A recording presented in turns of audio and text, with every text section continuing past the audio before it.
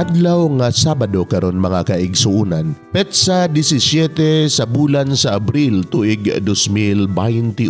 Ang pagbasa kinutlo gikan sa Ebanghelyo sumala ni San Juan, Kapitulo 6, versikulo 16 ngadto sa 21. Sa pagsalop na sa adlaw, nangadto sa lanaw ang iyang mga tinun-an ug nanakay silag sakayan, unya nanabuk ngadto sa Capernaum. Nagabii na lamang apan wala gihapon muapas kanila si Jesus.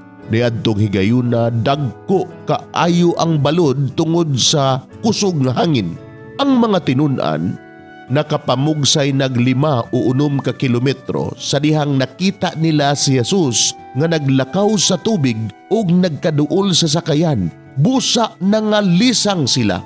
Si Jesus miingon kanila, "Ayaw kamog kahadlok kay ako kini." Gipasakay nila si Jesus uban ang kahinangop ug diha-diha ang sakayan midunggo sa dapit nga ilang gipadulngan. Mga igsuon, ang Ebanghelyo sa Ginoo. Naigunikaw o Kristo.